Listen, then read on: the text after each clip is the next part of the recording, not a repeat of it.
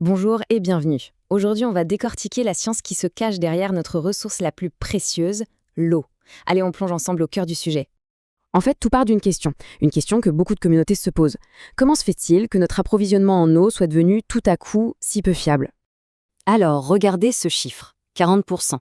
C'est la baisse du niveau de nos réservoirs ces 20 dernières années. 40%. C'est un chiffre qui frappe et qui demande forcément des explications. Parce que derrière ce chiffre, bien sûr, il n'y a pas que des statistiques. Il y a un problème urgent, qui a poussé les scientifiques à mener une enquête approfondie. On parle de communautés qui font face à des sécheresses jamais vues ou au contraire à des inondations éclairs. C'est clair qu'il y a un besoin urgent de comprendre ce qui se passe. Les enjeux sont immenses, ça touche à tout, notre quotidien et même notre économie sur le long terme. Alors face à un mystère d'une telle ampleur, comment fait-on? Eh bien, on fait appel à un genre de détective un peu spécial, l'étude hydrologique. L'hydrologie, qu'est-ce que c'est au juste?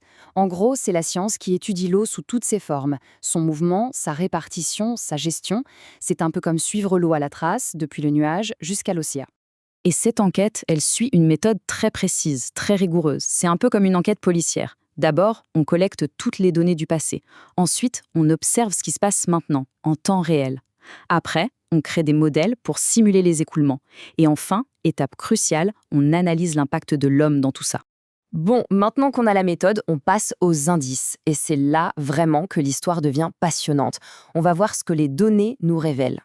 Le tout premier indice, il nous vient du passé. Quand on regarde l'évolution de la nappe phréatique sur le long terme, eh bien, le constat est sans appel. C'est une baisse constante depuis 50 ans. Ok, l'eau baisse. Mais où va-t-elle? Ce graphique, il nous donne une réponse très très claire.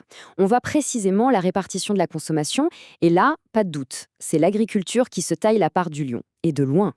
Et là, on met le doigt sur le cœur du problème. C'est simple, c'est presque mathématique. D'un côté, la quantité d'eau qui nous arrive, la pluie, reste à peu près la même. De l'autre, notre consommation, elle, n'arrête pas de grimper. L'équation ne peut tout simplement pas fonctionner. Et ça, c'est résumé parfaitement par le scientifique en chef du rapport qui dit « Les données ne pointent pas vers un manque de pluie, mais vers un déséquilibre fondamental du budget hydrique. » En d'autres termes, le problème, ce n'est pas le ciel, c'est ce qu'on fait de l'eau au sol. Voilà, les indices sont là, sur la table. Maintenant, le travail des scientifiques, c'est de tout connecter, de relier les points pour avoir le tableau complet. Et en comparant tout ça, l'étude arrive à faire la part des choses. D'un côté, les cycles naturels du climat, ils expliquent environ 15% du phénomène, mais de l'autre, l'augmentation de la demande humaine, ça explique 85% des changements. 85%. L'impact est donc massif et direct. L'analyse est même encore plus fine. Elle ne dit pas juste c'est la faute de l'homme. Non, elle va jusqu'à identifier quelles activités humaines ont le plus gros impact. Et on voit des corrélations très fortes, quasi parfaites, avec l'expansion urbaine et surtout les nouvelles techniques d'irrigation. Donc au final, le mystère est résolu. Ce n'est pas une seule cause, un seul coupable. C'est un ensemble de facteurs. On consomme trop d'eau, nos pratiques agricoles ne sont plus adaptées, nos villes grandissent plus vite que nos infrastructures, et pour couronner le tout, nos réserves souterraines n'arrivent plus à suivre le rythme. Bon, comprendre le problème, c'est une chose. C'est la première moitié du chemin. Maintenant, la question, c'est qu'est-ce qu'on fait? Et c'est là que ça devient crucial. L'étude, elle est très claire là-dessus. Elle nous met face à un choix avec deux scénarios possibles. Scénario A, on ne change rien. Et là, les données prédisent des pénuries d'eau chroniques d'ici 15 ans.